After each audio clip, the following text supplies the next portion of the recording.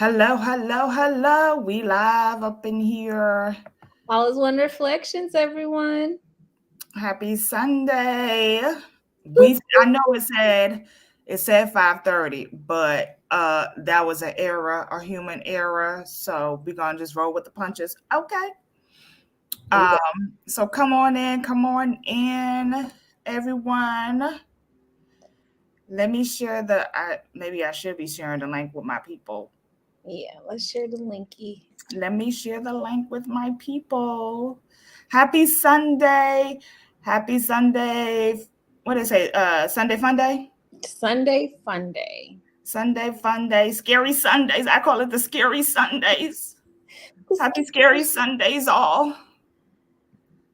Oh, okay. Let me tell you about being assertive last week, okay? Let me Be just tell you. assertive. Be assertive. Oh my gosh. Or is it supposed to be aggressive? Don't be aggressive. Be assertive. It Okay. was be assertive, don't be aggressive. Don't be. But it Don't. was a hoot. Okay. I definitely was assertive and just handled that shit like a fucking G. Uh, okay. Let me share this because to my people. Mm-hmm. I'm gonna share it also. Happy Sunday, all. All is one reflection. Did you do anything fun this weekend? No, I did. Well, did I do anything fun this weekend? No, I've been running around like a chicken with a head cut off. Saturday is dance day. Um, Saturday is dance day, and then my daughter had some other stuff to do after dance. Right. And then I was actually house sitting and pet sitting today. How Well, was this weekend. Oh, I was Luke and Ollie, but let me tell you, Ollie hurt my finger. Well, he didn't hurt my finger. He was not listening today. And he ran outside and I was trying to grab him this morning. I was trying to grab the little motherfucker. And I messed up my finger. mm, So I told the daddies when they got back today, I was like, look, let me tell you. This dog act like he don't know his name. oh no. This dog acting like he just They're do so cute though. I yeah, love them little doggies. They so cute. They so cute. yeah, they cute until they don't do what you tell them to do. Okay. It's like I got a child. I don't need no dog misbehaving. Okay. I feel that. All is one reflections. Come on in. Thank you, Facebook user. I don't know who this Facebook user is, but y'all are gorgeous, and I'll take it. Thank you. Hi, Priestess, Iola, Ifa Well, thank you Corede. for joining. Happy All is One Facebook user. I don't know who Facebook user is, but come on in. Come on in. Come on in. It's Sunday. I am actually not in my normal space. So if it's kind of dim, it's because I'm at this Airbnb. I'm hosting today my pop-up wellness spa where I do yoni steams and bath rituals. And so right before our live, I had a steam. So I'm in a different space today. So sorry if it's a little dim over here. You look okay. Now my place be really dim. I have to have all types of lights on in this joint, okay? Because I don't have a window in my kitchen area, so it's always so dark. And I'm just, I love the natural sunlight. Yes, I do too. I do too. So give me the natural sunlight. Me, all is one. All is one. Okay, I sent the links. Oh, hi, Ifakemi. All is one, Priestess.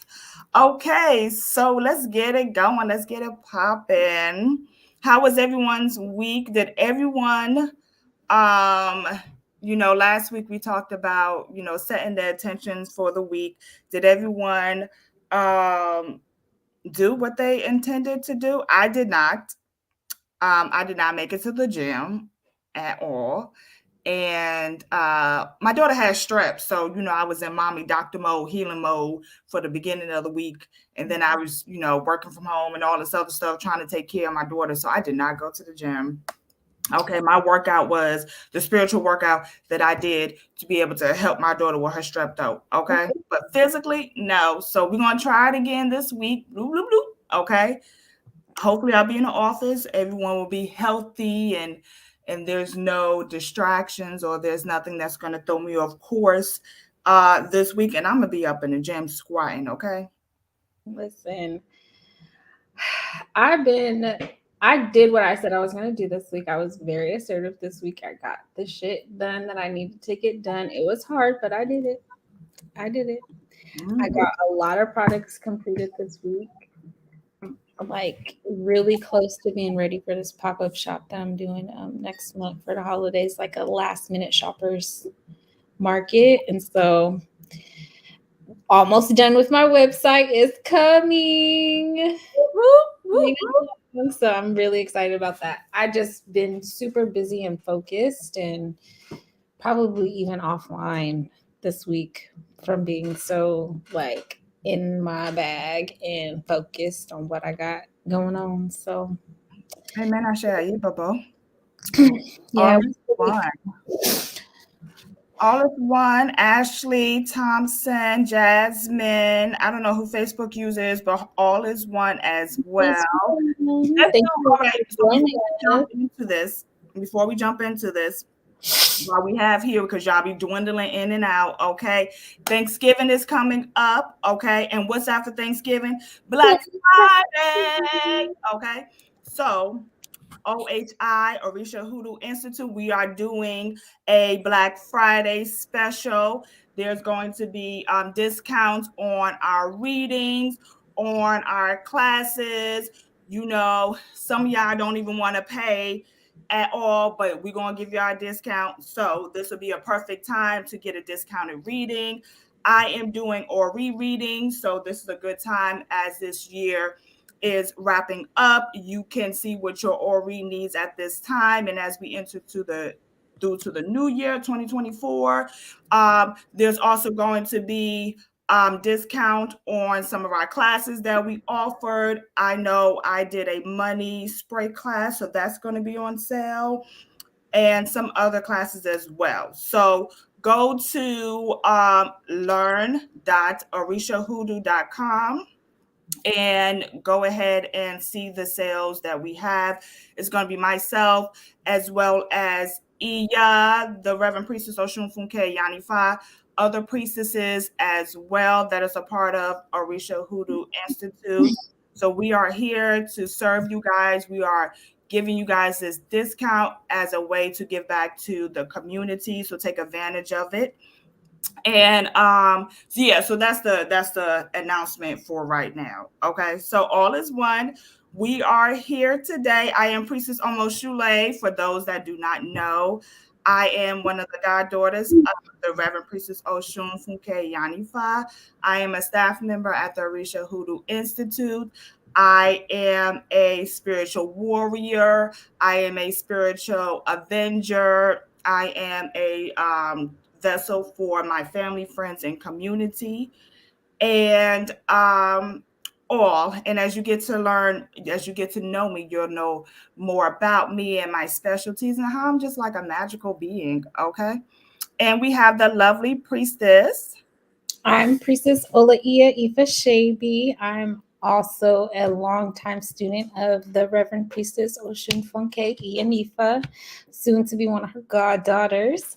I am a business owner and a community leader and a community priestess, and I do all the things that need to be done. Welcome. You're muted, priestess.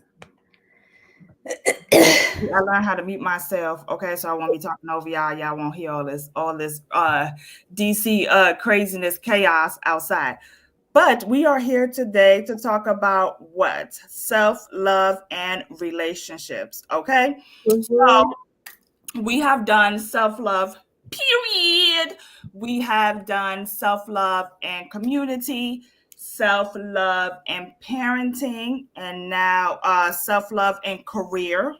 Yeah. And now we are doing self-love and relationships. Okay. And we're not just talking about relationships with the person that you're dating. We are talking about all relationships, relationships with platonic relationships, relationships with your family and your friends, relationship with even like your community. Okay, so that is what we're talking about today.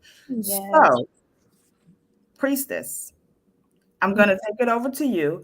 So, what does self-love and relationships look like for you? Self-love and relationships. It really is going to depend on the relationship, to be honest.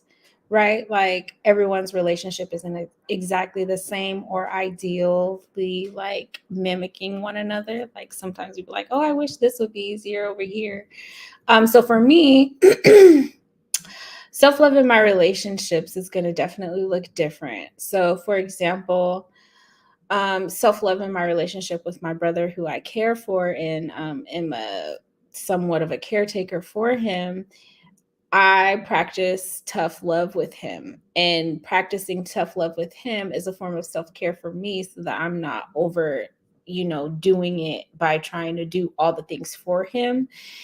It also is like just me, helping him to be self-sufficient again and to reacclimate to those things. So self-love in my relationship with my younger brother looks like tough love, but not so tough to where he can't come to me or ask me for things. It's just like, you need to do these things, get these things done.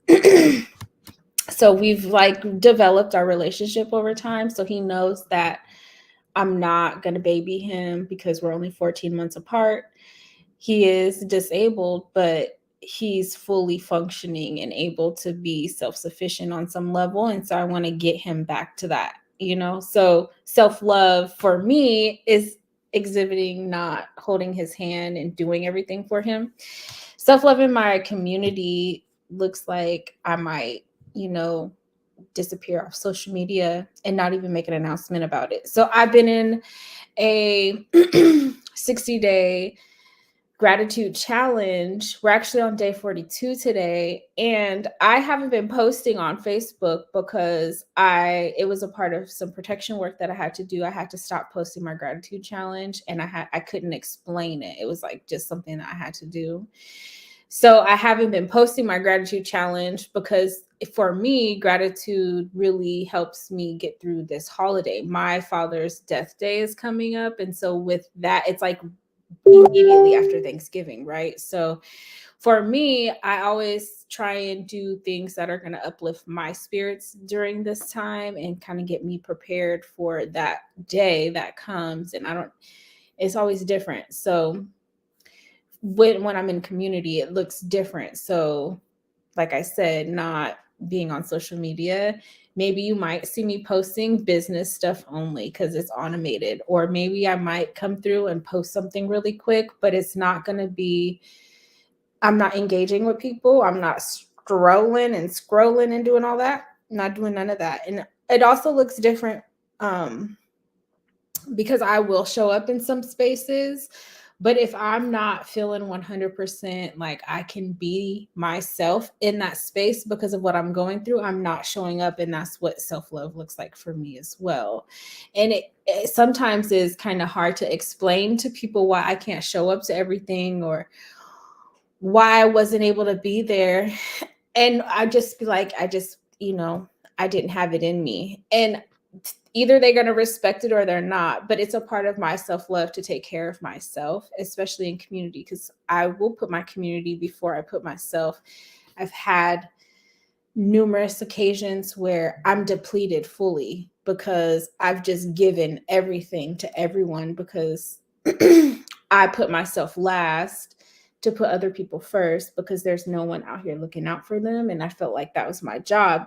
And in that process, I learned that, yes, it is my responsibility to take care of my community, but it's also my responsibility to take care of myself. And I needed to incorporate some boundaries. So self-love in my community is definitely going to look different than it is in like my relationship with my brother or my relationship with my partner. Is going to look completely different. My relationship with my partner, we do things separately. because we both have different interests on different ends of the spectrum.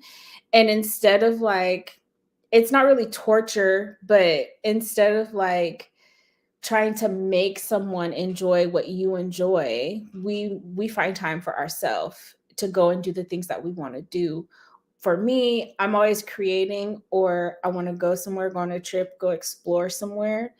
And so I will make time for myself, take myself out on a date, or I will take myself to Atlanta, or I will take myself on a trip. Last year, I went to Dominican Republic. I went on a girls' trip. You know, next year, I'm going to Morocco on a mystical little magical vacation. About to be in Morocco doing magic. Y'all might not really recognize me when I come back this time because I would be a whole nother climate. Can't wait to see what these locks do.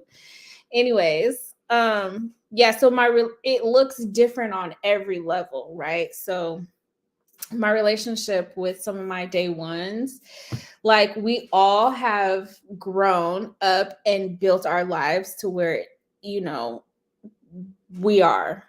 And self-love in that space, it absolutely looks different at this time. Like before, it was like we're always together every weekend, we're always doing all the things together. And now it's like a chat is good enough for us, a text message, a FaceTime.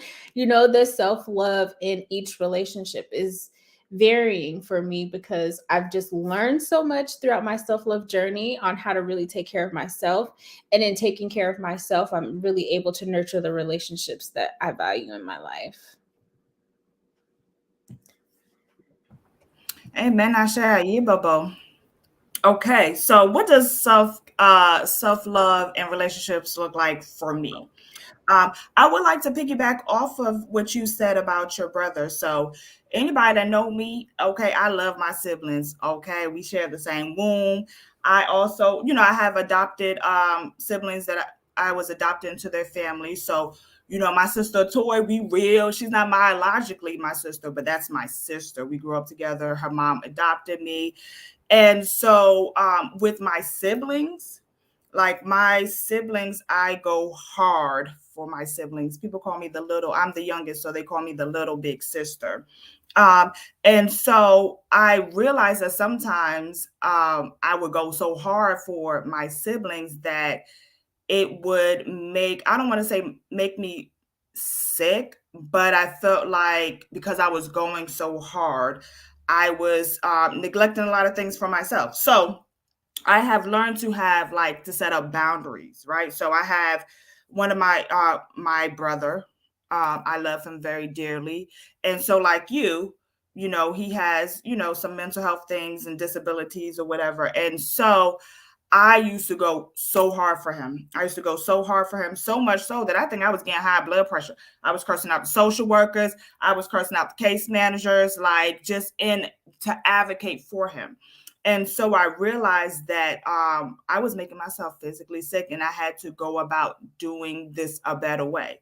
So I have taught my brother or, encouraged my brother to like advocate more for himself. Right. So I'm going to be in the background. I'm always going to be there. Big sister always, well, big sister, little big sister is always going to be there.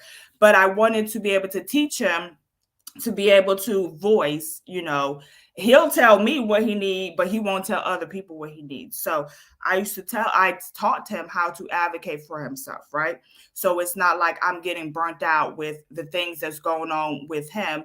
And I'm teaching him how to be able to advocate for himself, how to be able to function in this crazy world, and if needed, I'll be there in the background. So I've been like that with my siblings. I've always been that sibling that's like, oh, you call my sister what?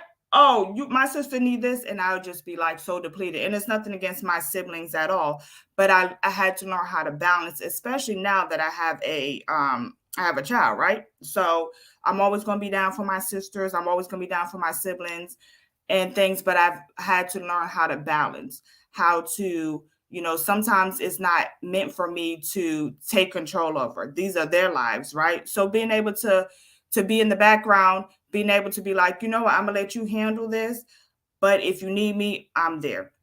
Relationships, intimate relationships, I ain't got no man or whatever. So that is just, but when I was in a relationship, I realized that I did not practice self-care, self-love at all. And then that's why these motherfuckers was able to do what they was able to do. Okay. And that's for another time. But as in my, I've been single for what, 7, 8 years. So in these seasons, in these years of being single, I have learned that reflective that there was a lot of things in relationships that I did that did not demonstrate self-love. And because I didn't demonstrate self-love, a lot of the way that these men treated me was not a reflection of how I thought of myself because I let certain things happen. So I ain't got a relationship, but the next go round, like, let me tell you, they always say when a woman knows her self worth and her self esteem, okay, you can't tell her shit. Okay, so the next go round, I'm already where I need to be. So y'all not gonna get over. Friendships.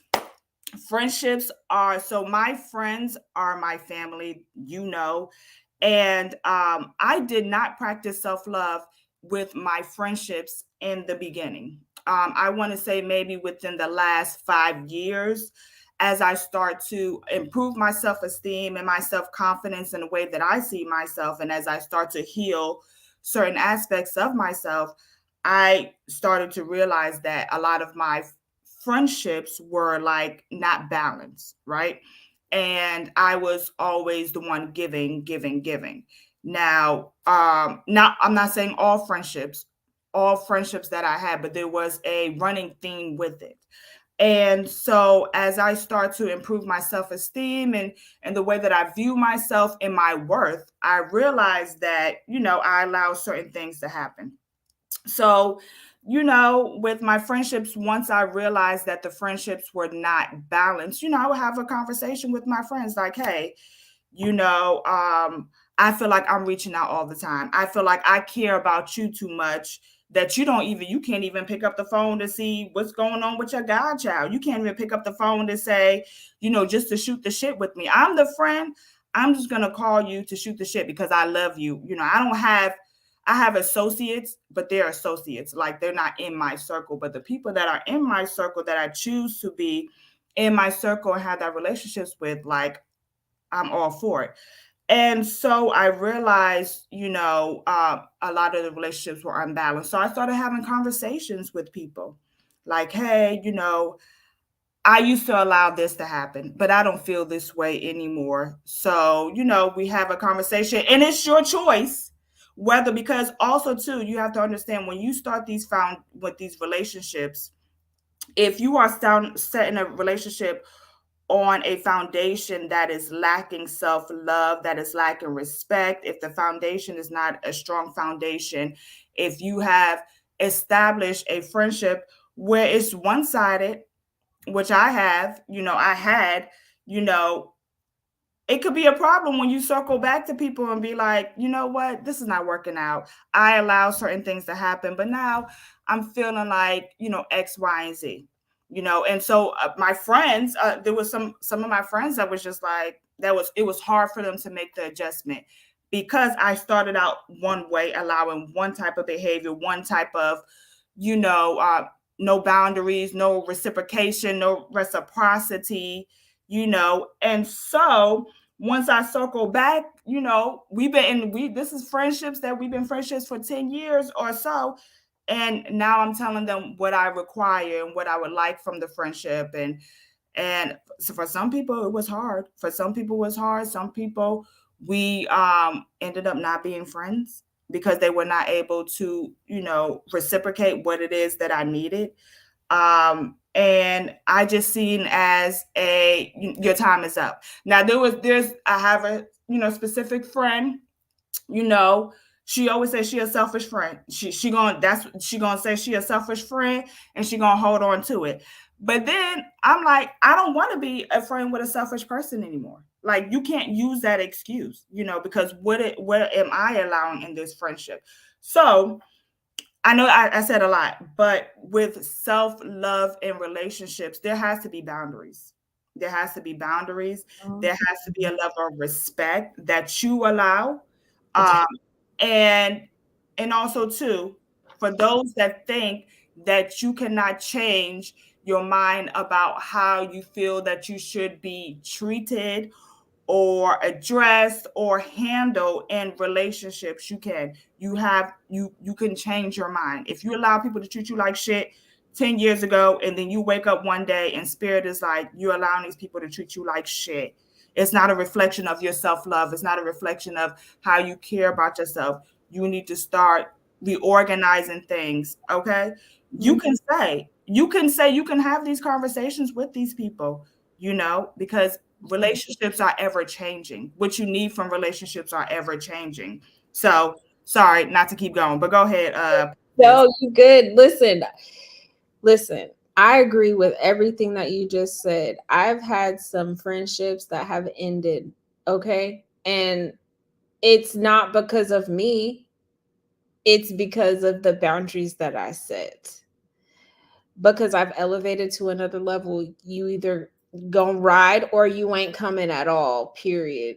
And I don't got time for anything less than what I'm asking for or requiring within the friendship. So it's easy for people to say we friends.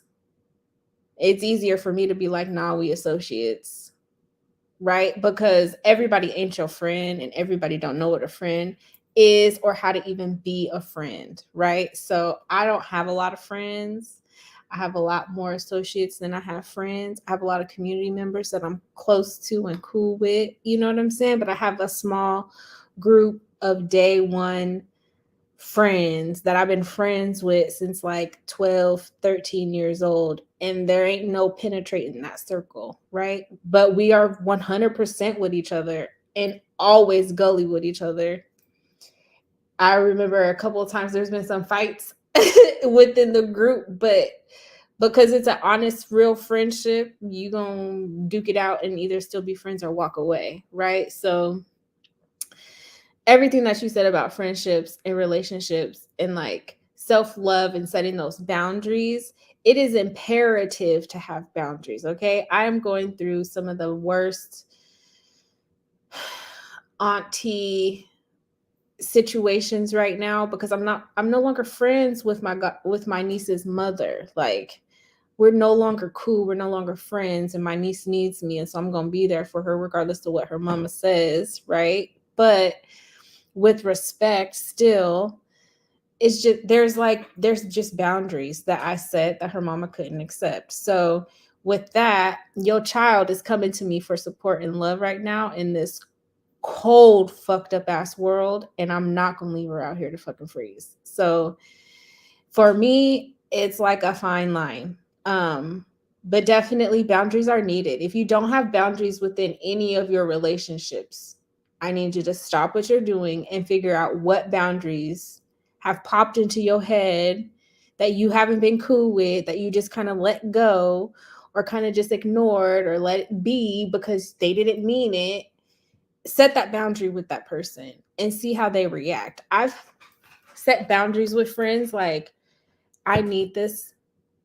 And I'm not asking them for tangible, physical, monetary things. I'm asking them for respect, creating space, and having time to hear me out, right? I've always been the friend listening. Everybody that meets me wants to tell me their whole fucking life story in the first sitting, okay? It gets exhausting. So I've been the friend that just listens and gives the advice that I don't know. This is just what my Ori is telling me. Like, what I would do in this situation is this, right? But then as soon as I set that boundary, that person is no longer around. And it's because it's true what they say. People are in your life for a reason and just a season sometimes. And when that time comes, you got to let it go. You just got to let them go about their business so you can elevate to your next level. And it's not to say that you can't be cordial or even associate with the person. It's just if you up here and they down here, how are you communicating?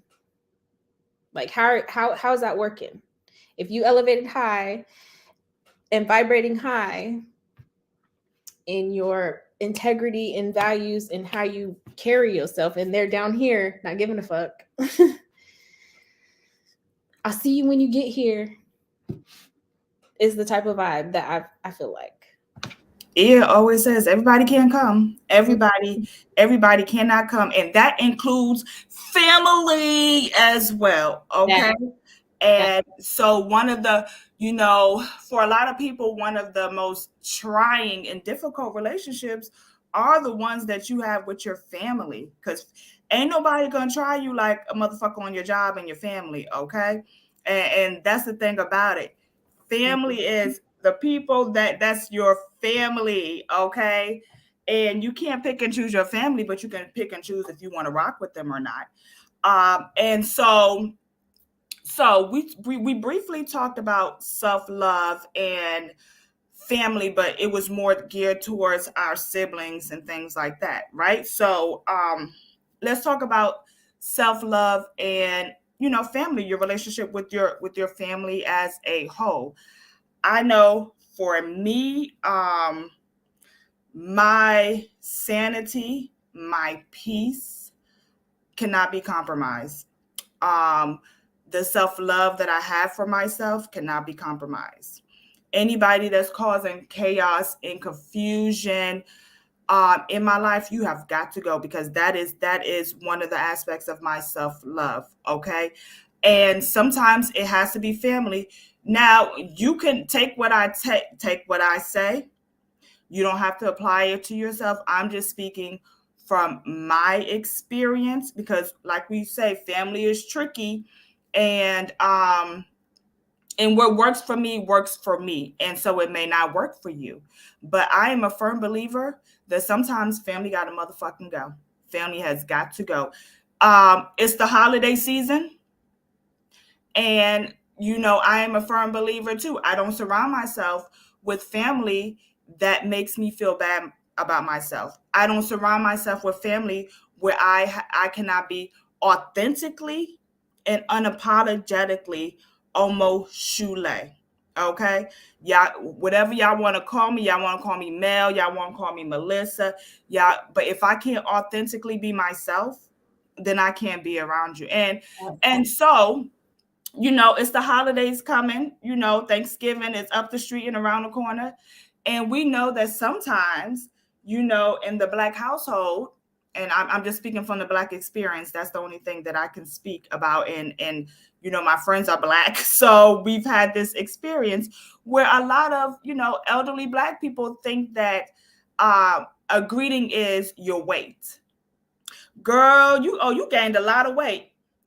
Hello, Aunt Sally Mae. Hey, Norma Jean, Aunt Norma Jean, you look good too, you know, or they can say, ooh, girl, they compliment you on your looks, right? And we already know, like, despite self love is also accepting how you look, whether you may not look like Beyonce, you may not look like uh Lupita Nyong'o, you may not have all of that, right? And sometimes we suffer from self-esteem or the way that we look, right? So it's detrimental to our self-love and the things that we're trying to do when we surround ourselves with people who can't even give you a compliment. And sometimes it's family. So I'm a firm believer that if I can't authentically and unapologetically be myself. And we're not talking about out here, and those who know me know me. We ain't up here talking about pussy popping on a handstand. We're just talking about authentically being, this is who I am. I am a priestess.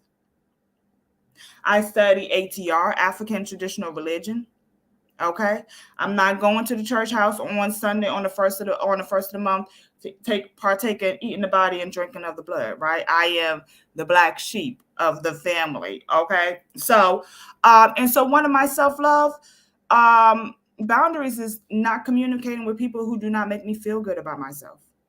I am at a stage in my life where it's just unacceptable. If I'm telling you, you can't, compliment me on how skinny I am, or how malnourished I look, or how overnourished I look, or anything that's going to make me feel bad about myself, like, I can't be around you. And that's just how I am. So I have, with family, I have set boundaries with family members. I have, and it's not a disrespectful way, because at the end of the day, you still respect your elders, right? You still respect your elders, even though I feel like a lot of these elders are unhinged. Okay, you still respect your elders, but also too, you have to set a boundary with your family as well. And I know sometimes it could be scary. That's why I said you don't have to take my advice, because I'm gonna do what the fuck I want to do. I am okay. One thing you know about Priestess almost Sule, I am okay with my own company, okay? And I'd rather have peace. I'd rather feel good about myself than to force myself in a crowd or in a situation where I know I'm just gonna leave them feeling bloated. I'm gonna have the itis, and my self-esteem is gonna be low, and they're gonna piss me off. Okay, so I have set boundaries with family. There are some family members that I don't talk because it's conducive to my mental health. It's they are not conducive to my mental health. They can't provide me what it is that I need, even as a human being. And guess what? That is okay. But I love myself enough to be honest with myself to say, this is what I need from my family. I'm honest enough to say my family don't have the capability of doing that. They don't have the tools and the skills, because quiet as it kept, a lot of our family members are still in survival mode, right? So they trying to get it out the mud like how we're trying to get out the mud, right? And so they don't have that perception that we might have. They may not have that insight and that clarity that as healers, as priestesses, we have, right? So, and it's okay to be like, you know what? I'll call you when I call you. It's okay to be just stay for the meal and then leave, because you know that's how much you're able to take. Me, I know what I'm able to take and what I'm not able to take. Okay, and before I dig my way to hell because I done cursed out all the elders in the family, I'm just gonna sit at home and I'm gonna enjoy my company, or I'm going to surround myself with those that I love, right? Those that I know that treat me right. And as I say, family, that's the relationships that I have, friends that are family, right? So family is a very tricky one as well.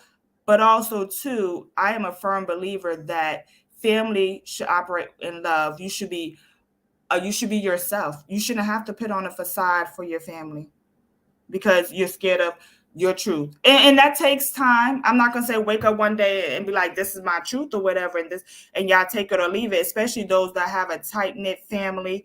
For those that feel like they can't be with themselves for their family, pray about it. If you feel like you cannot um practice self-love in your family won't accept you, you know, or whatever the case may be, because family is just very it's icky, it's very confusing. Pray Man, about it. Prayer is your superpower. man, prayer has gotten me through some of the darkest, toughest times with my family.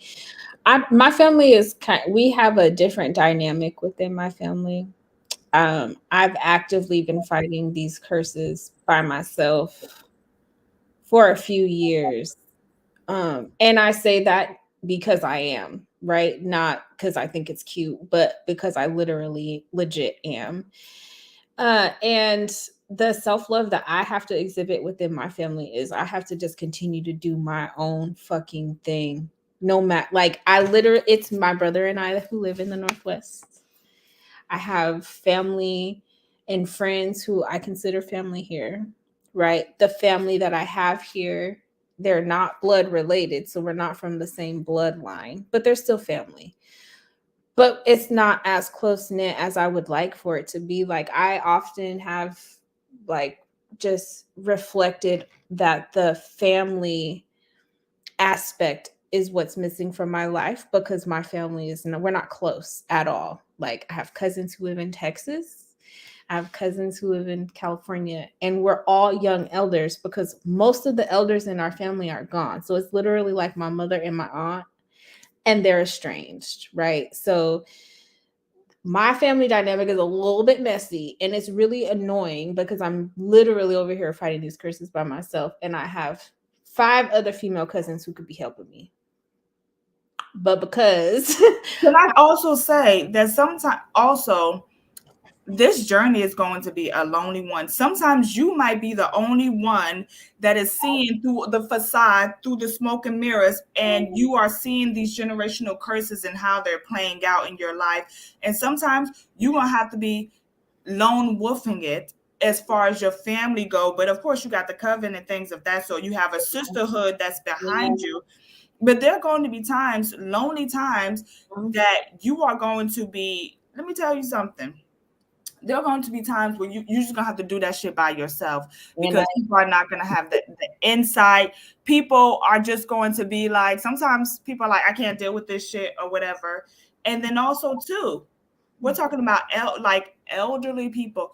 We are talking about people who have been set in their ways for 50, 60, 70 years, right? And no one has challenged them because it's very taboo to challenge elders, and so some, they're not going to change. So I realized also with, my family, especially the elderly people, they're not going to change. So the only thing I have control over is my response to things, and that, whether I want to even interact with you. Because if you're draining my energy every time I get on the phone with you, if you don't make me feel good about myself, if I can't come to you as a mother, because you just, whatever the case may be, how, black mhm. mamas can be Oh sometimes. yeah. We revitalizing the way black mamas are, okay? Because this whole new generation, we different, okay? Doing different things Yeah, so, every day. Yes. yeah. So sometimes people are not going to want to do the work. They see the problems, but they're not going to want to do the work. And sometimes, like you're going to have to be doing that shit yourself, By yourself. but you're It's not. okay though. It's okay though. And I know that part of my part of my charge doing this work, right, for my family is to really encourage my cousins to understand, right? So our great grandmother was definitely a praying woman, and so there's a lot of things that they just don't understand that I've connected with her on, right? So I've been doing my little due diligence, right? Because I really can't do all the things by myself when it comes to these properties, y'all. It's not Baby. just a me thing, because some things within the, like, I just, for my self-love, I do what I can do where I'm at with what I got, right? So I'm taking care of whatever property I have. I'm nourishing and nurturing the relationships with my cousins and rebuilding that, because the generations before us, they didn't have a sense of self-love and how to really incorporate self-love throughout all areas of their life. And so it has boiled over into our generation. Because they're in I know with my family, they have been in survival mode. And when Yeah, I say families, I'm talking about the the whole non-blood generation. related. Yeah, Yes. and even the blood related, they Yes. have been in survival mode. So it's hard to, I was telling someone, I think yesterday, a lot of our parents had trauma, right? And but old school people, we don't talk to therapists, we stuff that shit down because we resilient, and guess what, life is still gonna go on, right? That's And right. so guess what, they never dealt with that. And I'm saying we because we're all reflections, right? I'm a reflection of my mother's and my father, right? Even my grandmother, who is still alive. Hey, Granny. Okay, my granny turned 96 earlier this month, and Hey, it's just happy a birthday. blessing. Okay, so shout out to my grandma. Shout out to Um, Priestess. shout out to the elders. But and so then they had trauma, they didn't deal with it, and then guess what, they had children. So Mhm. when you have children, you don't have time to face your traumas. You gotta what, make sure there's a roof over your head, clothes Yep. on our back, food on our table, go sit the fuck down somewhere. Okay, like they're not even giving us the nurture. A lot of parents weren't even nurturing because they were in survival mode, right? Right. So you're talking about decades of trauma and generational curses and things like that. And sometimes people are not going to change. They are not going to change at all. And so because it's a lot of work. It's Mm-hmm. work. And it's also holding that mirror up to you, that uncomfortable mirror, to be like, guess what? Reflection. I'm reflecting this on you, right? And then guess what? The don't don't forget the power of prayer. Sometimes you just got to step back from situations. Sometimes you got to do a motherfucking corn husk doll. Mm-hmm. Sometimes Where you. I'm kind of at with some of my family, because it's like, Oh, I'm corn husk all of them. Okay, all of y'all that's watching, we need to I get got it all. this done. I'm about to fuck with all y'all, Ori. Anyways, we got some comments in the chat. We just been chatting it Hold up, on, let y'all. me show So this one. yes, definitely feeling like the lone wolf and black sheep. Most of my friends have dropped off. So outside of Coven and Select family, I found myself in a season of isolation, and I know that's what my spiritual court for me right now. Who's that? Put your name in the chat. Who It's said they? Ocean Tara. Oh, Ocean Tara. Hey, Ocean Tara. Hi, boo. I love Ocean Tara. Okay, I love everyone in the Coven. Hey, Coven. I love y'all. Shit, can we just stop real quick and just the Orisha Hoodoo Institute. If you're not a part of the coven, if you're not in the Discord, you slacking on your macking, and you really need to get up in there. Mm-hmm. Ocean Tara. You know what I say? I say quality over quantity. That's one. And so, as weird as it might sound, the Coven is what you need at this time. The Mm-hmm. Coven is what you, and I know it can be lonely because we're all spread out different places and stuff. But sis, you already know, you're always welcome to DC to come visit. But it can be lonely on us. I have friends who, my friend always like, "You doing that witchcraft shit?" And I'd be like, "Okay." But you see how my life has elevated, right? I have friends that, especially so I have different sets of friends, right? Sets of friends. So I have, my college friends. They're my daughter's godparents. Because I got a backup for the backup for the backup. Okay, just in case. And I had to fire two of the godparents. Okay, so I know you always have I'm a Virgo too, and so a lot of my friends they don't know. I have friends that are, and then I have another set of friends that are spiritual. I've done like a video with one, two of them. But as far as the nitty gritty of what a priestess is, I don't think that they don't understand it, and sometimes it can be lonely, because sometimes you could be talking about things and it could just go over their head. But then, but also too, you pray. I have learned to pray, ask for people to come into my life that is a part of my soul family, people to come into my life that I have a connection with, a genuine connection as well, right? Because once I start getting an inclination that I can't trust your ass, that's my Ori telling me I can't trust your ass. I'm a divine to see if I can't trust your ass. And if I find out I really can't trust your ass, you out. Okay. So you, Ocean Tara, you pray for, you ask Olodumare, you ask the spirits that walk with you to put you on a path, to lead your path, so you can find people, or people could come to you that is a part of your soul family, even people outside of the covenant. So don't forget the importance of prayer, because the ancestors, your spirits, are going to give you exactly what you need. And you be specific. Don't be like, don't be like, oh, I want some friends, and they end up they lying, they stealing from you and all this other shit. So make sure that you pray for quality, people, quality that has the same morals, values, characteristics, because as we see it, sometimes we surround ourselves with people that don't have the characteristics or the moral of us. They sleeping with other people, men, and they find no problem with it. Okay. They like, you get in where you fit in, so it can be lonely. But guess what? I'd rather be lonely than to be around with people that cause that disrupts my peace. If you disrupted my peace, you gotta go. You have got to go. Okay, so Ocean Tara, you can always come to DC. If we want to do a little weekend together. So definitely, and then in between time, just be praying that people can come into your life, or you cross paths with people that are part of your soul tribe. Everyone in the coven, yeah, we have the coven, but there's people outside of the coven as well that's a part of your soul tribe, that are there, that you're going to learn from, that are there. I've, even in my adult life, I've had friends, that people that I thought were friends, But spirit told me ahead of time not to trust these motherfuckers, and I was like, that's how they try to work you. Okay, that's how they do. They a wolf in sheep's clothing, right? And so then when everything played out, I was like, dang, I know I should have just left that person.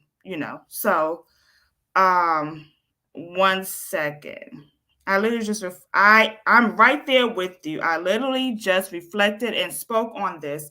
Self-love comes with some cost necessary, and isolation is one. Since I began my self-love journey, it's been a grieving yet fulfilling journey. And you're going to feel lonely. You're Mm-hmm. going to feel angry. You're going to feel angry when you are doing your self-love journey, because you're going to realize that there's so many things that you've let happen to you, or that you've let slide, or that you allow people to treat you this way. You be like, damn, I can't believe I let that motherfucker treat me like that. I, Right. I look back on so many things, and I was like, dang, I can't believe I let certain people talk to me like that, Man. treat me a certain way. And let me tell you, the 2023 and on out, Priestess Almost Shule, let me tell you, you can't tell me anything. Okay. Yeah, You can't tell me anything. that's Okay. real. That's real. I do a lot of reflection because I've been through some things, and the friendships and the relationship that I have let fall to the wayside, it, I've only elevated higher once they've gone away. And I often have felt like the lone wolf and black sheep in my family as well, like literally. And I think it's because, we know what we know. And sometimes it's hard to really like express that in a way to where families like, oh, we need to put her in a loony bin or something crazy. And so a lot of times we're feeling that way.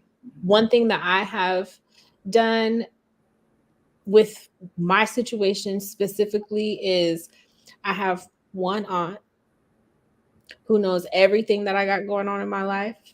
We talk on a regular basis, and I'm good and I'm content with that because she's not judging me. She's not, doing any of the things that we don't want in our life after we've made all the necessary changes and after we've gone through all the things that we've gone through. It's okay to still have just some sort of connection with someone who relates to you, and I encourage you to find that.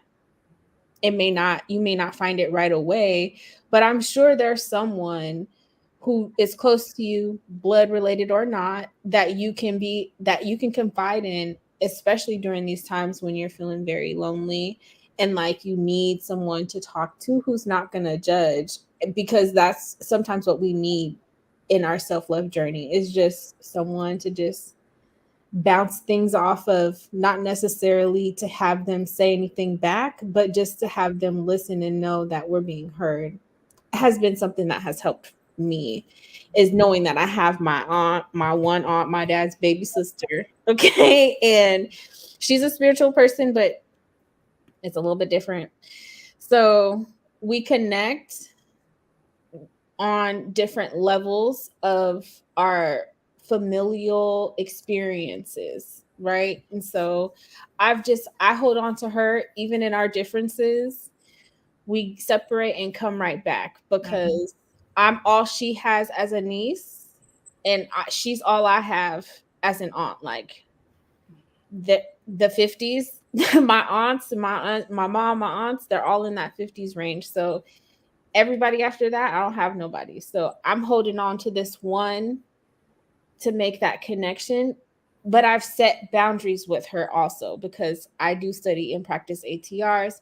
I am, a practitioner of IFA and plan to continue to go forward. So to me, because of what I felt, it was necessary for me to be able to express these things to her and for her to understand and know you're all I have as far as like family is concerned. Do I still have you with where I'm at? It was an absolute. So I hold on to that, and I don't let that go. That's just that has worked for me when it comes to family because like I said, I do what I do regardless. Mm-hmm. of who's around or not, because my family, we're all over the place and we don't have that tight relationship. But I do, for me, make it a point to reach out to my family. And I do have that line of communication open for them. Should they decide that they want to return that communication back with me, it'll be there and I'll be ready for it. So, but I'm there. I'm in that place where I've opened up that line of communication with my family on all the dysfunction and secrets and all the things, to where when they're ready, when they wake up, when it's their time, I'll Mm-hmm. be here waiting for them to help them nurture them through and help them along their journey. Because I feel like that's, for me, along my journey, that's where it has brought me to, is okay, I'm in the Northwest. Just before my brother, it was just me. Mm-hmm. No bloodline out here, but just me. I have my friends who are my frenemies, or my family. Oh, I was about to say frenemies. Oh, I was about to say, girl. My I was friends who about are to say, you like to surround yourself with motherfuckers like that? I think. No, I don't like to surround myself with frenemies. And the thing is, sometimes until they reveal themselves, you don't always know. And I've had to remove myself from a lot of people. I Mhm. just earlier this week, I had somebody send me a message. They called me. I didn't answer because I was busy. So I sent a text message. Hey, I missed your call. What's up? Oh, never mind. I forgot you got a restraining order on me. Actually, I don't, bitch. What I have is some good sense to leave your retarded ass alone. So I don't. This person literally made this comment because I don't communicate with them and because I've set a boundary up to protect me, because they don't mean me good. Like, they mean me harm, even if it's not, even if it's like a subconscious thing for them, they don't know it, but it Mhm. is. It's Mhm. been revealed to me. So I definitely do make my rounds and get through all the things when it Oh, comes to yeah. I relationship. do. I do. And once I've been a little better. My friend Gerard always tell me, like, you always cut people off. I do reckless abandonment. Okay, I will cut you off because usually, as a Virgo, we've talked about it. I've thought about it multiple times. I have questioned myself multiple times. Priestess almost Sule, is it you? I have reached to outside sources. Is it me? Okay. And then usually my friend be like, yeah, girl, it is you. And I'd be like, okay. But when they say it's not you, okay, and then I'm done, I am done. Now we might be able to, you know, if we have history, we're able to, if we're able to come to understanding or whatever. Like my daughter's godmother that I had to, I don't know if I should still call her godmother or whatever, but I fired her because she was not able to be the friend that I needed her to be. Now, we've known each other since freshman year of college, and she's always spoke of herself as being a bad friend. Why would I be a friend with somebody? She gonna forget your birthday. She gonna go on vacations and not invite you, but you invite her everywhere. Okay, she will be in the same state and not even you. She will know all your business. Okay, and she won't even speak on hers. And I just be like, child, this is one sided. Okay, and we've had this conversation, and we've had conversations multiple times about it. And this is like in my adult life when I started realizing like this ain't really how friendship's supposed to be going. Um, and so, Spirit was like, she got to get out your life for now. And it was riding on me heavy. It was riding on me heavy because, this is history that we have, right? This is a friendship. We've been friends for over 10 years. By that time, this is my daughter's godmother, but I can't even call on you if I need you. I can't even call on you if your godchild needs you, right? And it was the same with the godfather that I fired as well. But people are in your life for a season and for a reason. But also too, I have realized that I should have enough grace in my heart if a person is realizing their shortcomings, and we're able to have a responsible conversation, an adult conversation. I'm all for working on the relationship, right? I'm all for having a relationship that's reciprocal, right? It's not just one side. It's not like come on, we balancing this seesaw up in here. So I am okay. And so, she and my daughter's godmother still, but we are, we have circled back, and she was able to honestly reflect, and I was able to honestly reflect on myself and the things that I allowed happen that I wasn't okay with. But it took that time for us to be apart, to be able to realize our shortcomings. And so now I just come in through the gate setting the boundary. Like, no, you can't do this. Especially in relationships, because we haven't even really intimate relationships, because we haven't really touched on self-love and intimate relationships. And I'm just gonna go out and say, y'all say a prayer for my girl Kiki Palmer, okay? Because I'm very saddened by all of that. I know motherfuckers ain't shit. I know, motherfuckers gonna beat up on females. I know females gonna beat up on males as well. But when children are involved, and my daughter's father wasn't necessarily physically abusive to me, but he was more like mentally, verbally abusive. And like most people, and he was also a manipulator, right? So you got a good job, and they start, yeah, now that you got a good job, you think you're all like, nigga, you want me to be broke and destitute with a child? Like, which one? If I'm doing good, then you're doing well. So, I had to, with my daughter's father, I let a lot of things go on longer than what it should have been. Now, Priestess almost Sule in 2023. First of all, when I seen those red flags, I would have just been like, okay, I would have been like Shakari Richardson, and I would have been taken off, okay? But a lot of times we see red flags and we may not know our self-worth, or finally we have someone that love us like we think we should be loved, right? Because love shouldn't have to hurt. Love shouldn't be abusive. Love shouldn't make me feel bad about myself. Love shouldn't make me feel like I'm in the twilight zone. You understand what I'm saying? So sometimes we are scared, especially when there's children involved, that we're like, oh, we don't want to be single parents. Let me tell you, there's single mamas out here every day, B, okay, and we are making it. A lot of us were raised by single mothers, right? So so sometimes we stay in situations that are not conducive to us because our lack of self-love, because of what society is going to think about us. Fuck society, because of what our family going to think about us. Fuck the family, come help me with this motherfucking kid, okay? Since y'all got everything to say, come get me away from this man or this abusive female, and come help me with these kids, since I got so much things to say. So I realized I was very much lacking self-love with when it came in regards to the time that I was dating my daughter's father.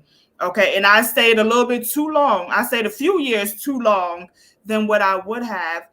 And thinking back on it now, I would have been like, how much fights I would have saved, how many tears I would have saved, how many, just things that I just didn't know, or I didn't have the self-esteem to know that I was able to do things.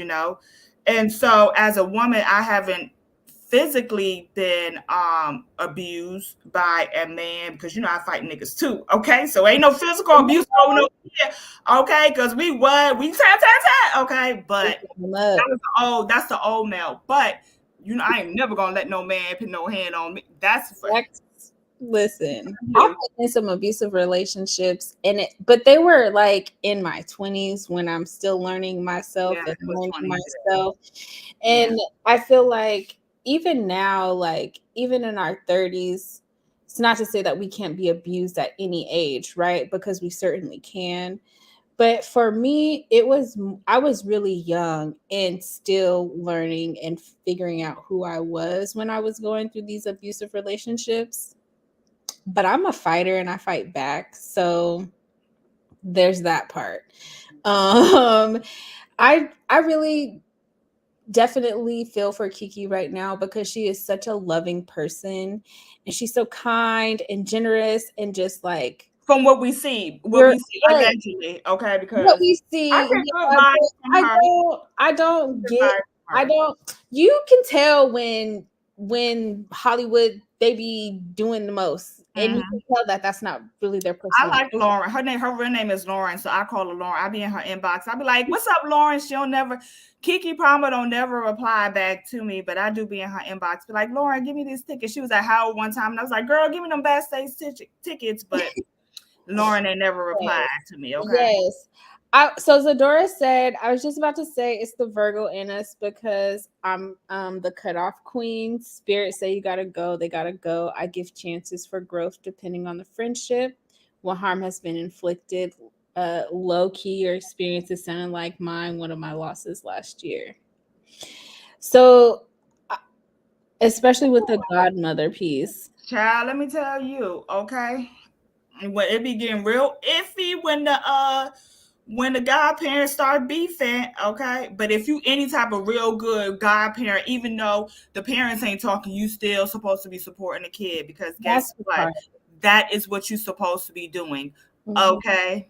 If it was real to begin with, right? Like if you If really it was want the real to be parent to be there, like because being no, a parent is a serious. It's it's actually like very, significant. very serious. It's just like being an actual parent. I've been having my experience with my goddaughter this year. She's a freshman in high school. I do the game, pickups, drop offs, practice, all the things. Like being a godparent, it's more than just buying gifts or checking in You on. say that again. Yeah, it's more than buying gifts. Okay. I have the talk with my goddaughter all the time. I be in her business, but she allows me to be in her business, you know? Mhm. And I do that because she allows me to be, and she's not allowing her mom to be. So I'm the safe one. And I mean, I'm sure she allows her mom to be in her business, but she gonna tell me some things, you know, and just be, I take my role as godmom very, very seriously.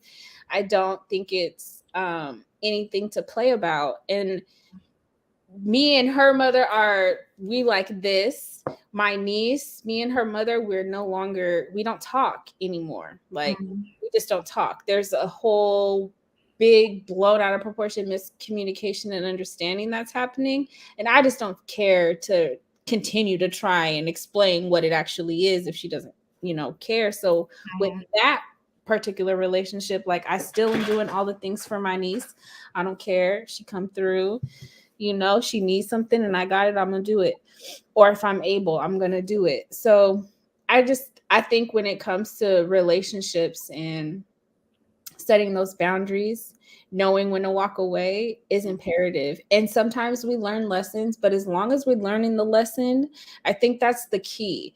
Like you can be who you are, you can do the things that you want to do, but if you find yourself in a relationship, no matter what type of relationship it is, and there's no boundaries, there's no reciprocity when it comes to like caring and giving love and showing love. If you can't remove yourself from that relationship, pay attention to how you maneuver and the things that you're doing within your life. And once you remove yourself from that situation and you reflect, it's going to be like a natural reaction for you to set boundaries moving forward to prevent having that same experience again. So as long as you're learning the lessons to move forward in your life, like there's nobody should be judging anybody for anything, right? Like especially when it comes to abuse, being in abusive relationships, because that shit is psychological and it can get embedded deep, deep, deep, deep. Mhm. When a person finally has the gumshoe to get up and make a move, if there's children involved, commend that person, support that person, and do not judge. Like, I don't know. I have a couple friends who I've tried to rescue and save a couple times. Don't save her. She don't want to be saved. Don't save her. Okay, I am Listen, not about to put myself on the that's line. We're not doing that. no, you can't. You cannot put yourself in harm's way if they're gonna be in harm's way. Hmm. If Hmm. you're trying to remove them and they want to be there, you have to allow them to be there and just be there to help them level up when they finally come out of it. That's another thing Don't put me about in your shit. Just don't put me in the shit while as you going. And thank they priest, do go back. they It, will it go back. depends. I know some women I've helped, doing community work who have like moved on and never looked back. Okay. And I commend them for that. I also have a very dear, close person in my life, like a family member who has an extensive history in abuse. They won't come to where family's at because there's the chance or opportunity that something could happen. And I cannot hold this person for not wanting to come back to even check on me, to even see about me. I can't hold them for their experience, but I can support them through it, and be the support that I can be, that I know how to be, which is just being myself and being where I'm at, and not, being insistent upon this person coming, right? It's a whole thing. But that abuse in relationships, it's a really hard topic to talk about. It's easy to say this is what you do, but if you're in that situation and let's say there's a child involved, it's less hard for them to walk away or to feel like they actually have support, because there's always that feeling of being judged. So I encourage everyone, if you know anybody who's being abused or anything like that, just be an ear for them and reassure them that when they're ready and able to leave, that you'll be there to support them. But Amen. trying to save them during, like, this man wants my head. He wants my head, okay? Because I helped take his woman and their daughter away. Did she go back and she went back?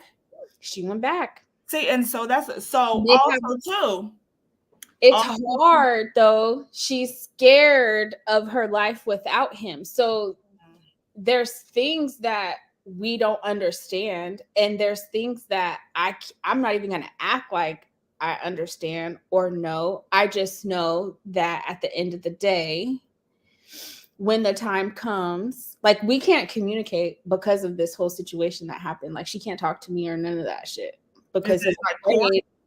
As No, far he's as afraid that I'm gonna try and make her leave or steal her away or something weird. I don't even. She's like a little sister to me, to be honest. so But that also too, we like, don't get to communicate now because he's like, nah, that bitch, she did this.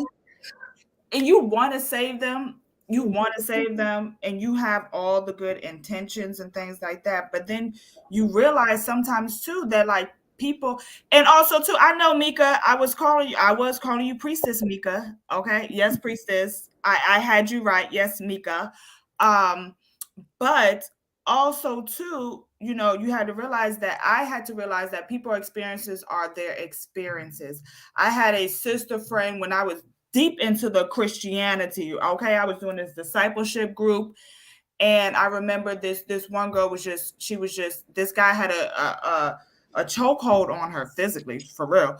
And she was just like, he would treat her like shit, and she would come and dump all of her baggage on us, right?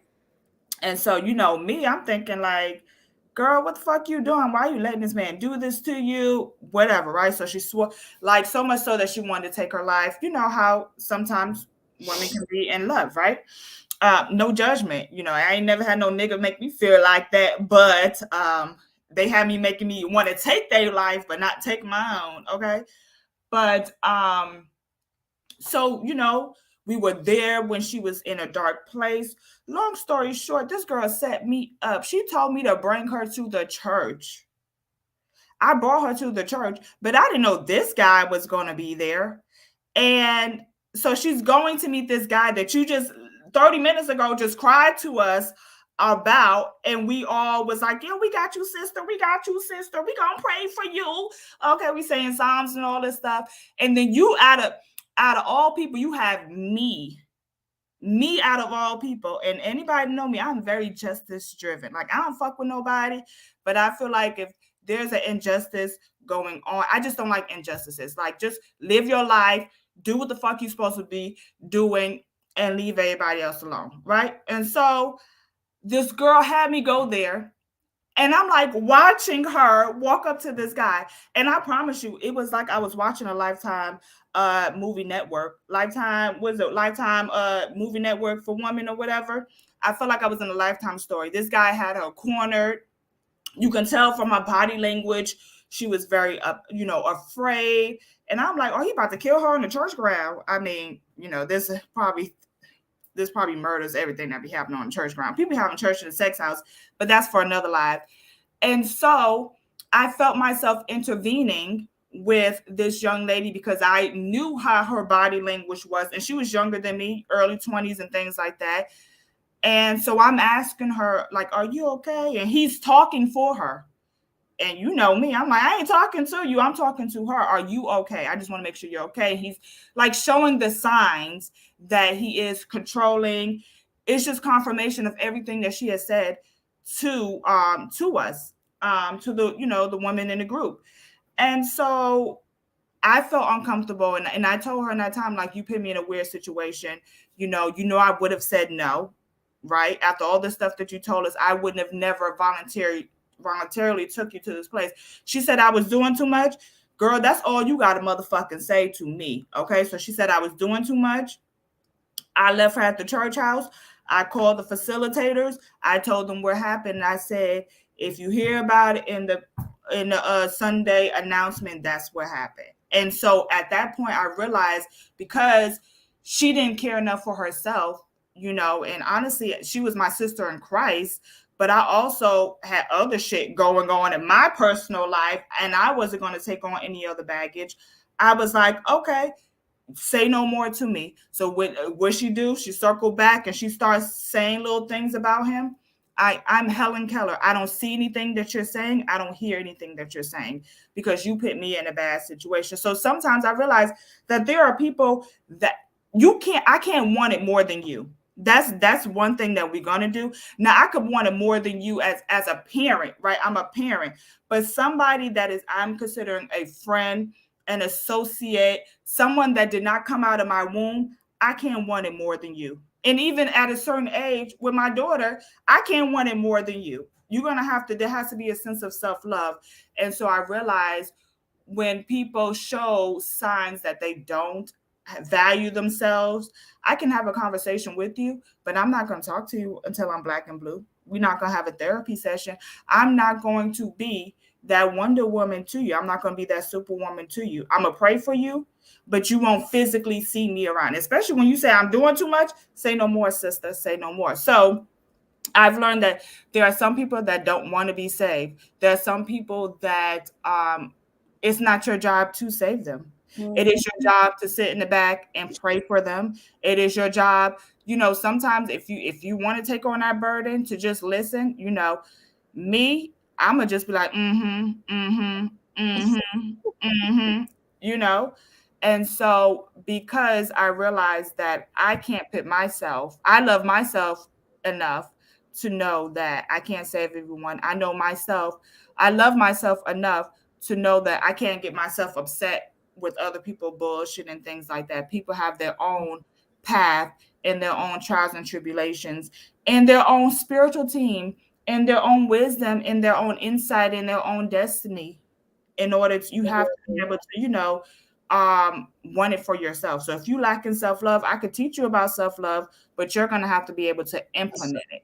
That's why I start with self-love all the time, because I love myself undoubtedly. Like, there's nothing that I'm going to put myself in harm's way for anybody. Like, I'm not doing that anymore.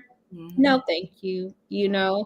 I think that sometimes people think we just talk about self-love as a cop out, but no, it really starts with yourself. Like, it starts at home. So you have to start with yourself. You have to start with loving yourself. And I love myself in such a way that I'm not putting myself in any type of situation that is going to change or alter the results or the ending result of my destiny. Like, Amen, Ashe. if Ifa says that it's not my time to go, it's not my time to go. So I'm not putting myself in harm's way to protect you. Like, no, I'm not taking that punch in the face for you. You know what I mean? Hello.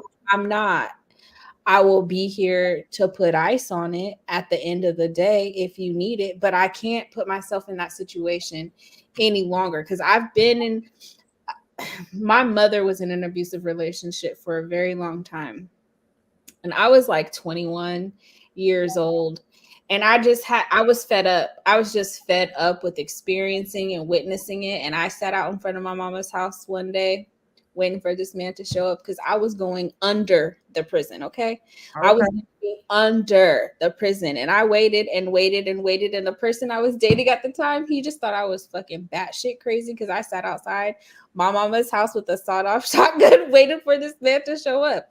I really did because I was just tired.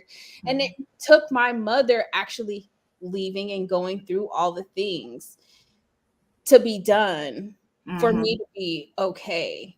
Like, it took her, like, because I couldn't stop any of that. I'm not in their relationship or none of And that. people have free will. That's the thing, that free will. Like, as much as we want to control people, sometimes I just be like, that motherfucker's so dumb. I wish I had a remote control that I can control y'all so you can see what I see and you can feel what I feel. Pause it. You're like, you see this? Exactly. And You but see you know the thing about it, they see it. They have seen it and they have seen it multiple times. this? But also too, I understand that everyone is not me. I understand that everyone may not think as you think, Mhm. and so that's why I have learned, just to, I can't say everyone, y'all, one thing y'all want black people to do, one thing y'all want black women to do is save everybody. Okay. Doing Y'all that. want us to save our kids. Y'all want us to save the baby daddies. Y'all want us to save the broken mamas, the broken families. Then y'all want us to cross over to the other side. Y'all want us to support white women. Y'all want us to support other races. Like, we can't do everything. We can, but we are not. Okay, because we are practicing self-love. Mhm. Okay. And I I'm can go too deep, but I'm I a don't want nobody flagging my channel. I don't want, when people say, remember when the women's rights were all, they were all up in arms about the Supreme Court, the outdated Supreme Court, and the reversal, the women's reproductive rights and all this other stuff. And let's go down to the hill and march, and let's go hold hands, kumbaya. Y'all don't give a fuck about us 364 days out of the year anyway as black women. Y'all, this microaggression at work. Y'all treat us like shit. And now you want us to walk down to the Capitol hand in hand, and we supposed, no, I'm worried about the prison, the school to prison pipeline. I'm worried about the black community. I'm worried about getting my child together so they could be a productive person of society, right? Because we know after this march is going over, y'all ain't gonna give about us anyway. So no, I'm not marching down to the Capitol. My ancestors marched enough. What I'm going to do, I'm going to be productive with my time and be productive. And don't get me wrong, women's rights are very important, but sometimes, not sometimes, they don't give a fuck about black women unless it's about their own personal agenda. Okay, because yeah. guess what, they know how powerful we are, they know how intelligent we are. Okay, and now that black women are really embracing ourselves in our natural state, we're going back to what our ancestors have done. We're not sticking to Christianity, no disrespect to the Christian watchers or anything like that. We are stepping into our power, the power that people labeled as witchcraft and things of that sort. We're healing ourselves, and we don't give a fuck who thinks that we're crazy. Okay. What's crazy is continuously doing the same thing and not having any insight of the change, not having any insight to realize that you are You are a menace to your community. You are a menace to your family. Okay. Like Black women, we got a bigger fish to motherfucking fry because at the end of the day, anyway, y'all don't care about our reproductive rights anyway. That's what now it's just the white women that are, oh, now they are, there's a chance that their women rights are being violated and all this stuff. So, I'm gonna call you a nigger bitch on Monday, but on Saturday we're gonna walk down hand in hand. No, we not. Okay? My pussy, my power. No, we not. Okay. I I definitely do not subscribe to anyone's bullshit. I do not subscribe to anyone's intention to inflict harm on Black women or Black men for that matter, and especially not within my community. There's been enough of that. So I am not subscribing to none of that bullshit. I am sorry. I will not be doing that. And yes, I do, you know what I'm saying, hold revolutionary values, and they are embedded deeply, deeply in my life. But how I'm going to exhibit my revolutionary skill set and values is going to be completely different. I've done some marching, I've done all of that, but it's not the same. It's just not the same. The times have absolutely indeed changed, and racism has just changed with the times. So, like, I'm not going to be out here marching. I've been in a situation where I've been out here holding the line with the Brown Berets and the Black Panthers, and we out here and we holding the line for these white supremacists out here in a federal park having a fucking rally across the street from the fucking police station in Portland, okay? And been barricaded on the fucking corner that I stood with my comrades because what? They don't want us to get fucking close. So no, I will not be out there. No, I'm gonna be over here empowering the community, be self-sufficient, and to do the And things practicing my self-love. for themselves. For I'm loving on myself. That's what Okay. I'm doing. That's And it always is gonna look different. You know what I'm saying? It's not gonna look the same for everyone, especially being in community. You know, it's gonna be different. It's gonna look different, especially on the dynamics of your community. The politics here in Portland are very, very estranged, and it's very different here. We have a different legal structure. We have a different government structure, and it's people here ain't wrapped too tight. Y'all got a lot of handkerchief head ass Negroes. What was that Eric Mays calling everybody? Handkerchief Negroes, handkerchief head Negroes. Y'all got a lot of handkerchief head Negroes up in There's some, not there, no, not really. There are some though. There are some Black folks who are in leadership positions and they don't do right by the Black community. And it's like, okay, so all that shit you just said was just for naught. Oh, you already know how they do. And so, it's a thing, but it is what it is. At the end of the day, like I said, I protect those who protect me as a Black woman, as a single Black woman in this motherfucking ghetto ass country. I protect those who protect me, and most times it's my sisters who are protecting me. That's a fact.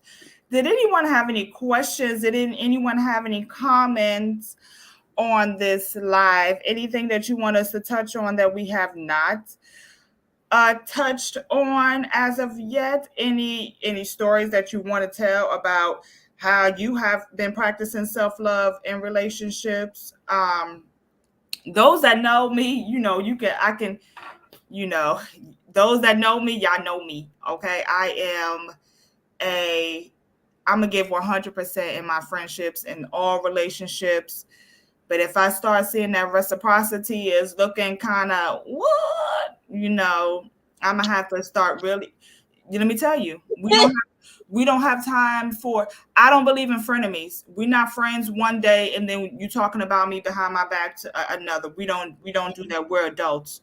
We don't do that. I love myself too much. I never, and then also too, there's some people that I know that are in social circles and they feel like, the friend group, they read each other. They read, first of all, I don't be around motherfuckers that I feel like gonna read me. Okay. I don't want to be or it's always going to be shade being thrown. And if I have to be on my P's and Q's with you as a friend and I can't just be able to relax and I can't be myself, then we can't be friends. I don't believe in throwing shade. as a joke. I don't believe in saying hurtful things as a joke, because jokes are always laced in truth. Okay, you don't treat your friends like that. Okay, so I am very aware of, if I'm ever surrounded by someone and they are throwing shade and they're layering as oh, I'm just having a joke. Well, motherfucker, I'm gonna tell you, I don't play like that. I don't play like that, because I don't know if you're true, if you're being honest or not. And then also too, I never want to be. That's why I would never do reality TV. I'm not gonna go vacation with bitches that I don't even like in America. So we supposed to leave the country, and now you always, this shade always being thrown, and you think it's a joke. I don't like that. I love myself too much. Don't talk bad about me in public. Don't talk bad about me in front of your friends as a joke. Listen, if No. somebody is talking about me and you are my people, we cool, you my friend, even if you my fucking associate, if someone is talking bad about me and you don't disrupt that in that moment, we ain't cool. We not motherfucking Period. cool. And I'm not going nowhere with you. And don't invite me over for shit. And no, I don't want to come smoke with you. Cause no, I don't want a piece of your bread, because it might be laced. Okay, it might be laced with some poison. Okay, we don't do frenemies. We don't. When people show you who, like the late great Maya Angelou said, when people show you who you are, you believe them the first time. That sounds like more like the cigarette smokers that we have in the little, like, I smoke the cigarettes. Yeah, but it still tastes good. Yo, I see. No lie, I ain't gonna lie. I used to have this lady when I was in the church. They used to have her singing all types of lead songs, and that's when I knew that once you singing for the Lord, like, ain't nobody gonna they ain't gonna bother you too much because you singing for the Lord. But she sound like she used to, nobody but Jesus. She used to sound like that all the time. Yo, this lady started wearing an oxygen, and she used to be outside smoking. I said, oh, she gonna smoke by any means necessary. Oxygen, she about to blow up the whole church house. Okay. We don't want it. Okay. But I say all that to say, you guys, thank you for joining our live. Is there anything that you want to say, Priestess, before I start getting too in on the elders that be smoking cigarettes with the oxygen, that be sounding like the cigarettes commercial? No. I like cigarettes. Stop the nicotine. Start vaping. No, listen, I definitely saved my life. If you are on oxygen, please do not be smoking. Like, addiction is. Let me tell you, addiction is addiction. It is, and people think that these Schedule A drugs be the worst things in the world. It be the alcohol and the nicotine that people cannot get off of. Okay. I have an addiction to cursing. I like to curse a lot. Okay. We was doing the parent teacher conferences and I was just cursing. I was like, look, y'all gonna take me as I am or have nothing at all. Okay. And that's just the way that I express myself. And so people like, not too much on the curse words. And I just be like, well, this is how I'm motherfucking speak to myself. Okay. Also, everyone is not perfect. I know I have flaws. One of my flaws is I like to curse a lot. Okay. I curse a lot. Like just a lot. I'm pretty sure I'll be in my sleep cursing and stuff, And the ancestors take me. I'm not cursing at them, but I just curse in all types of everyday vernacular, like just conversations. So that's an addiction too. Like I'm addicted to cursing, but also too that is generational, because my grandmother, she cursed like a sailor. Okay, bless her heart. She passed away in the 80s, but according to my dad, she used to curse a lot. It's an addiction. So don't be, not too much for the people with the addictions, but they have, maybe I start putting a penny in a jar every time I curse. We ain't gonna do no dollars. I'm really gonna run out, but we do pennies in a jar. You got nicotine addiction, do the patch or something, slow and steady and stuff. But I have an addiction too. So if y'all have addiction, it's okay. Just as long as is there a cursing anonymous create one. Vulgar anonymous. If there's not one, you can create it, because there is an anonymous group for virtual. There's a Overeaters Anonymous. There's a nicotine smokers. There's even a cannabis anonymous. All kinds. There's all kinds of groups, and if there isn't, you could create one. But I'll tell you about the cursing thing because I definitely. You know what? But also too, like y'all this is how y'all know me. This is how y'all know me and love me. I'm pretty sure, I don't want no funeral. When I die, we're gonna have a party, okay? We are going to have a party because when I'm on my deathbed and everybody crying and stuff, I'll be like, what y'all crying for? I live my life, right? So we're gonna have a party. I'm gonna be looking down from heaven. I'm gonna be like in spirit, partying with y'all. Everybody that come in, you gotta take a pull or take a shot first, okay? And I'm not gonna have don't bury me, but on my urn, it's probably gonna be like, Priestess almost Sule or whatever name I have at that time, right? And they'd be like, she did the motherfucking thing, okay? Like it's gonna have some sort of like curse word on my urn, okay? And it's gonna be right on my ancestor altar, and they'd be like, you know what? That's just her. My shit gonna say, pass that shit. Hello, okay, and then please make sure you have a nice roll one on my altar. My daughter knows everything. In my grimoire, I am putting a whole section on how to properly roll me a blunt. Hello. Well, so my sister knows if I have an untimely death, which I'm not speaking, okay, which I'm not. But I told my daughter everything that I want on my ancestor altar. I told the flowers that I want. You know what kind of liquor I want. You know what kind of fruit I want. You know what kind of herbs I want. And I'm not talking about smoke herbs. I want mint. I want basil. I want lavender. I want lemon balm. But then I circled back and I told my sister, I was like, just make sure they just a little roll up, keep me lifted in spirit. Okay, don't give me no cigar.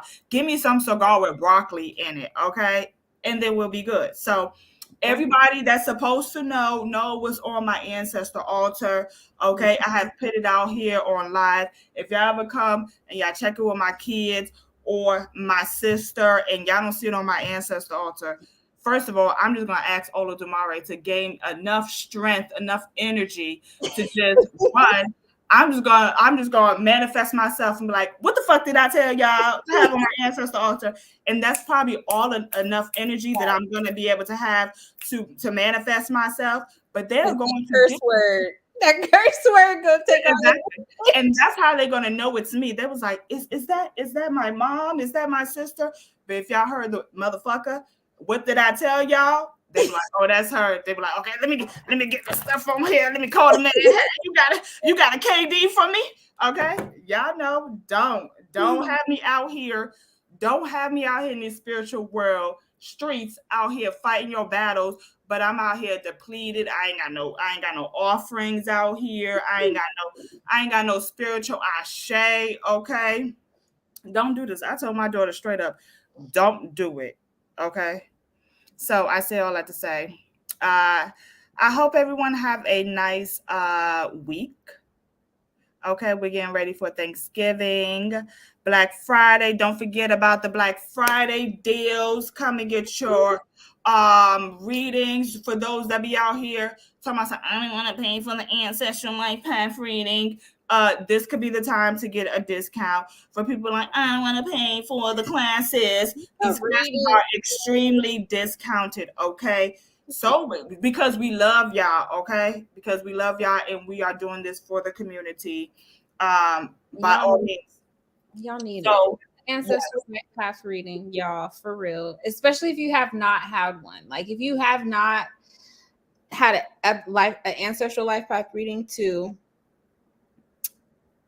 get a spiritual regimen that connects you to the time when your ancestors is present and near and listening, you will know the exact times when to pray, when they're listening, when they're around, and how to connect with them. Like literally, when I had my first ancestral life path reading, this was so many years ago now at this point, but I have my recording and I still have my notes because I've been reviewing that shit because it's still valid. It is. Still valid.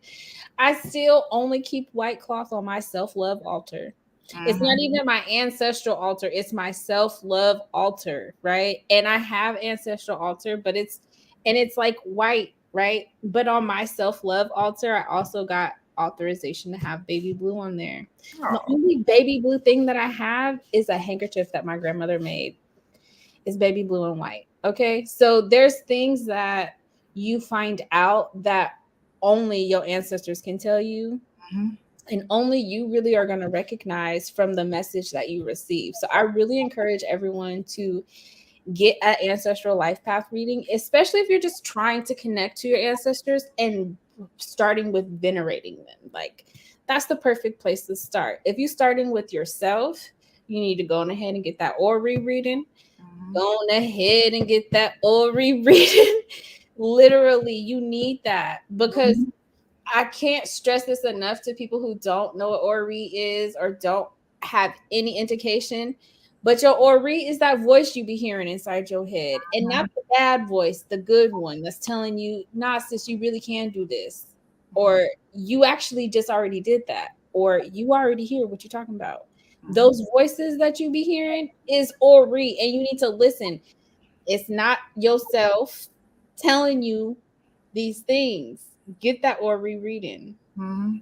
for real. That is true. That is true. And let me tell you, as a person that has been, I have been unhinged. Okay. Those that know me in my past, I have been very unhinged. Okay. They be like, oh, there she go again. She unhinged like shit. She the shepherd for the devil. Okay. But honestly, I will say once I started working with my Ori, once I started like really venerating, not even venerating, tap, because your Ori is you.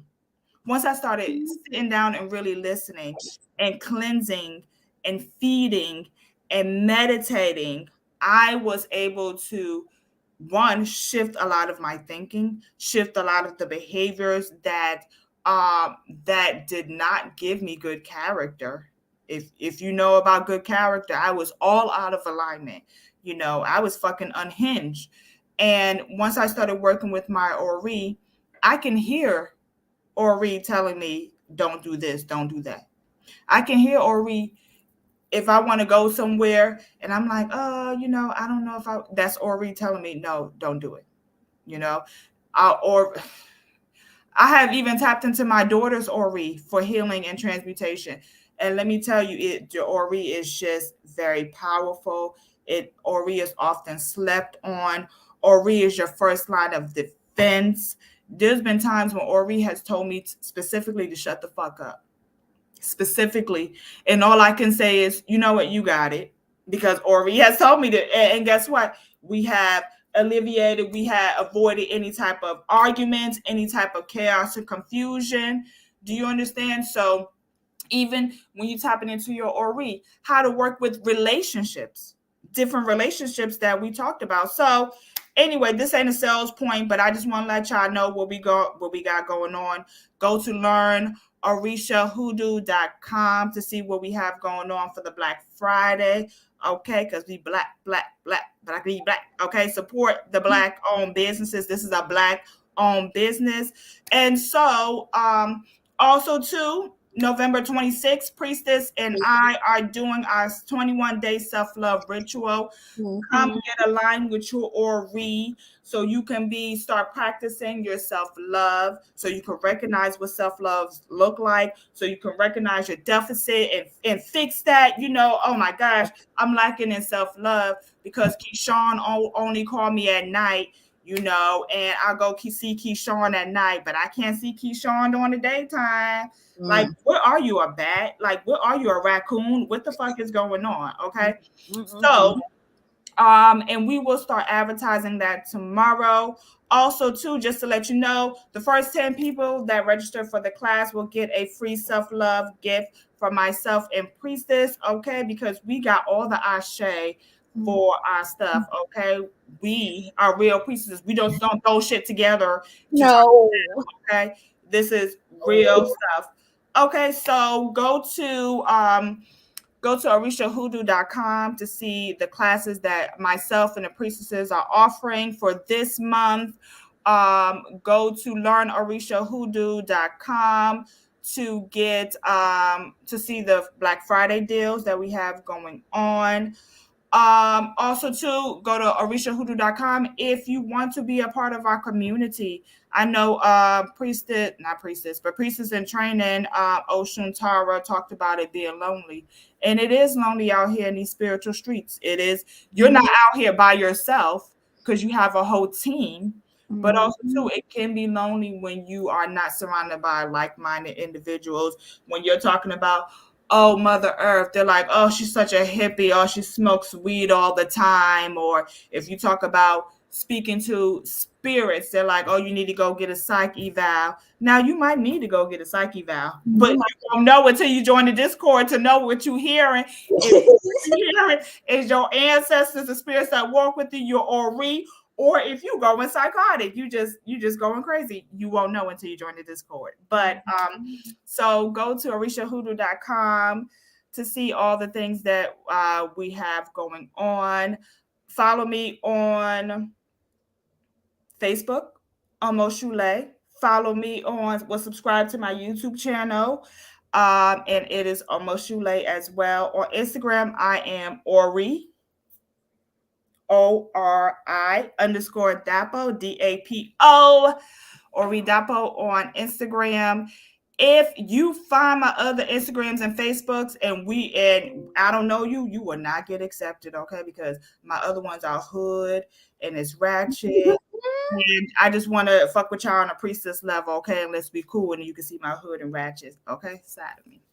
Yes, thank you everyone for joining us today. I'm Priestess Olaia Ifasebee. You can find me on Facebook at Olaia Ifasebee or Yemiya's Inclinations. I also have a couple other Facebook pages, like I have this Marlin page and all that. Don't worry about all that. Just Olaia Ifasebee, Yemiya's Inclinations. Also on Instagram at Yemiya's_Inclinations or YouTube at Spiritual Offerings. Priestess Olaia Ifasebee. I'm really excited for our 21 day. I am too. I am. This is a great way to close out the year. It's a great way to start cutting things off that you feel that is not serving to your self-love. 2024, we're not doing this shit no more. Oh, that's 2024. We ain't doing this shit no more. 2024, we ain't doing this shit no more. Okay, so get in alignment and do what you have to do. It's gonna be hard work, but guess what? It is beautiful work. And when you see how far you've come, just think of where you were last year, Priestess. Yes, a whole year, like a whole year. Okay, self-love will do that to you, though. It'll have you recanting, like, dang, what year is this? Yeah. Dang, what did I do last year? Because the elevation comes quick and fast, and it is everything that you imagine it to be. You really, when you're focused on yourself and loving yourself and have those boundaries, everything else is going to fall into place. Literally, everything else will fall into place. Making that self-love altar, doing this self-love work, it coincides with shadow work. It coincides with like our ancestral work because our ancestors want us to take care of ourselves. Our ancestors want us to love on ourselves and to prepare for the future generations that are coming after us. And we can't do that if we're not loving ourselves first and foremost. Because if the plane is crashing, you need to put your oxygen mask on before you can do anything for anyone else. You have to love yourself and you have to prioritize yourself. So hoping that this self-love 21-day self-love ritual will just encourage everyone to continue on a solid path of self-love and notating their journey. Ashe. Even self-love in your finances. Once you start really practicing self-love, you're going to see how much you were cheating yourself with your finances. You probably going to go back to your job and be like, I can't believe these motherfuckers lowball me like that. And you going to go and ask for a raise, okay? Because you're going to see how much out of alignment sometimes we are because we lack self-love. The way that we are treated on the job, the things that we accept, financial positions that we accept, our living environment, how we accept, the things, even to how people treat us. Let me tell y'all, I love myself so much. I don't pay for DC Metro. I don't pay for mediocre services. Okay, so Neither when I was there. She ain't lying, y'all. let me tell you, okay. People are like, so what do you do, girl? Get on the bus. Oh, Just so what get do you on want? and sit down. Hello, what are you gonna do? Hop over the gate? Okay, I don't pay for mediocre services. Okay, and so I love myself so much that I don't pay for Metro. Okay, so oh, you're welcome, Facebook user. Thank you so much. Thank you guys for joining us. It's almost 2 hours. Y'all know it's a school night. I got the Sunday scaries. Let me get myself together. Let me get my daughter together. Give her this medicine for the strep throat because we're going to school tomorrow. Okay. So, with all that being said, thank you so much for joining us. Go to orishahoodoo.com. See what we got going on, all the wonderful stuff that our godmother has for us. And then catch us in these spiritual YouTube, Instagram, Facebook streets, I guess. Yeah. And y'all have a nice week. Have a nice week. We pray for peace, prosperity, abundance, success, happiness, love, being authentically yourself, unapologetically yourself. Do you this week, okay? Do you. Don't let nobody do you. You do yourself, okay? And do you, boo boo. Okay, and I'm Priestess Almost Sule, and like I always say, pray with me, don't play with me. I'm Priestess Olaia Ifasebee. Test these waters if you want to. Ciao, au revoir.